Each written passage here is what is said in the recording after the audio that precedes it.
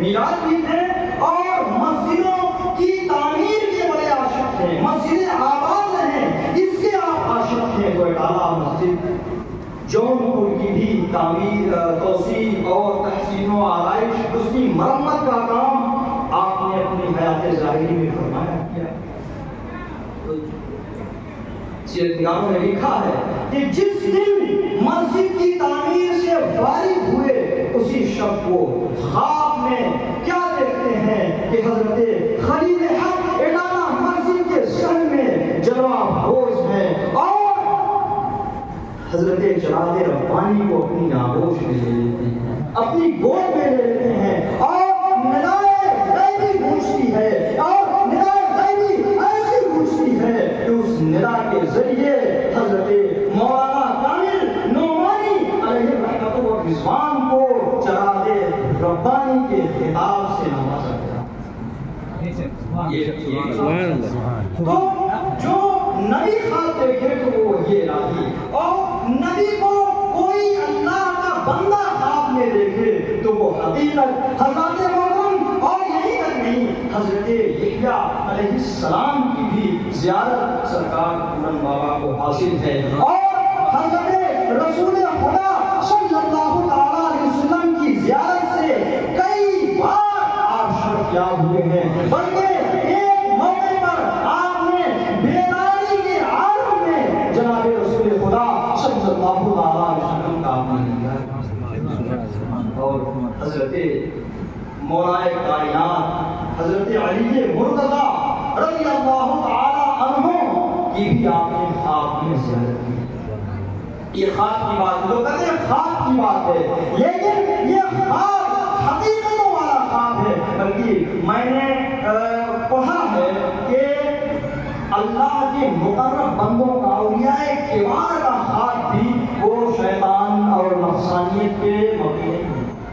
بلکہ اللہ کے ولیوں کا خواب بھی، جو اللہ کا ولی خواب میں دیکھتا ہے وہ بھی حقیقت دیکھتا ہے، اور جو اللہ کے ولی کو خواب میں دیکھے وہ بھی حقیقت ہی دیکھتا ہے۔ پاک پڑھیے اللہم صلی اللہ علیہ سیدنا مولانا محمد کما تحب و ترضی من المصلی علیہ۔ میں نے آیہ کریمہ کی تلاوت کا شرف حاصل کیا۔ وَاصْبِرْ نَفْسَكَ مَعَ الَّذِينَ يَدْعُونَ رَبَّهُمْ بِالْغَدَاةِ وَالْعَشِيِّ يُرِيدُونَ وَجْهَهُ۔ یہ آیہ کریمہ صوفیاء کرام کے متعلق ہے۔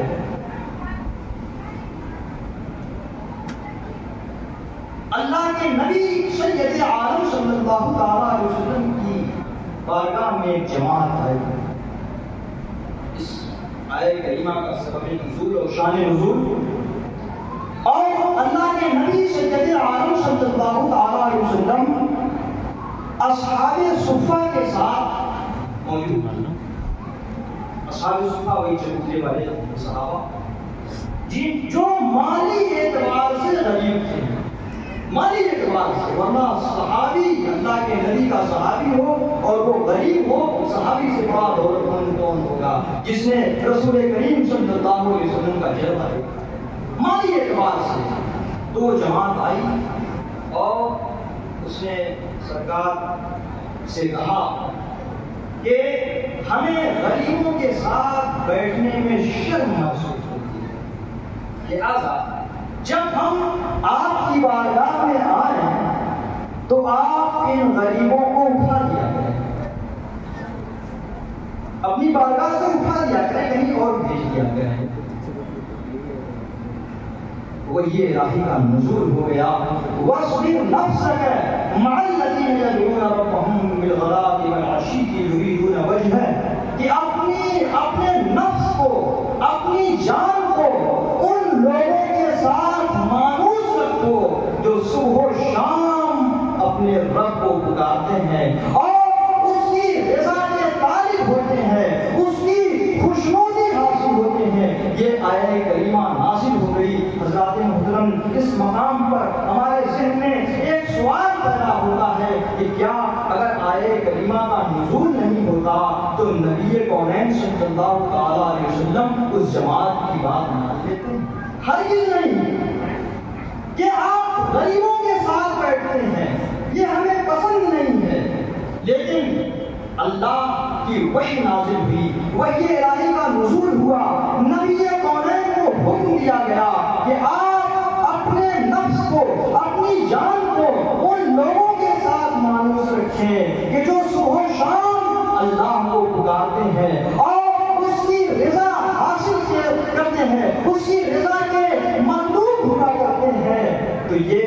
بظاہر تو حکم نبی کو ضرور ہے، لیکن نبی کو حکم دیا گیا تو نبی کے حکم کے ساتھ ساتھ نبی کے آخر الزمان صلی اللہ علیہ وسلم کی امت کو تعلیم ہے، ان کی امت کو تعلیم بھی دی جا رہی ہے کہ اگر کوئی ایسا ذہن کا آ جائے تو اس کی باتوں میں نہ آنا، بلکہ کوئی امیر ہو، غریب ہو، غرض یہ کوئی ہو، اللہ کی مخلوق ہے تو اسے تم یکساں طور پر دیکھتے رہنا۔ اور اس آیت کریمہ میں مفسرین فرماتے ہیں اس کی تفسیر میں کہ یہ غریب، اس میں بہت سی باتیں پتہ چلتی ہیں، لیکن ان میں ایک بات تو یہ معلوم ہوئی کہ جو اللہ کے مقرب بندے ہوتے ہیں، جو صالحین ہوا کرتے ہیں، جو اولیاء کاملین ہوتے ہیں، جو صوفیاء کرام ہوتے ہیں، وہ صبح و شام اللہ کو پکارتے ہیں۔ یہ ایک صفت قرآن نے بیان کی اور صبح و شام پکارتے ہیں۔ اس کا کیا مطلب کہ صبح کو ذکر کر لیا اور پھر شام میں ذکر کر لیا نہیں، بلکہ ذکر کرتے کرتے صبح کرتے ہیں اور ذکر کرتے کرتے شام کر دیتے ہیں، شام کو ذکر کرتے ہیں تو صبح کر دیتے ہیں، صبح کو ذکر کرتے ہیں تو شام کر دیا کرتے ہیں۔ اور اس آیت کریمہ سے ایک بات یہ بھی پتہ چل رہی ہے کہ صالحین کی صحبت یہ اللہ رب العزت کی بہت عظیم نعمت، صوفیاء کرام کی صحبت یہ اللہ رب العزت کی بہت عظیم نعمت ہے۔ اور میں نے یہ بتایا کہ اصحاب صفہ میں چند تھے جو ہر وقت اللہ کا ذکر کیا کرتے تھے، اس کی رضا کے متلاشی رہتے تھے اور دنیا سے بے رغبت۔ مفسرین فرماتے ہیں کہ یہ وہ معزز ہستیاں ہیں جو تصوف کی بنیاد اور صوفیاء کرام کے پیشوا ہیں،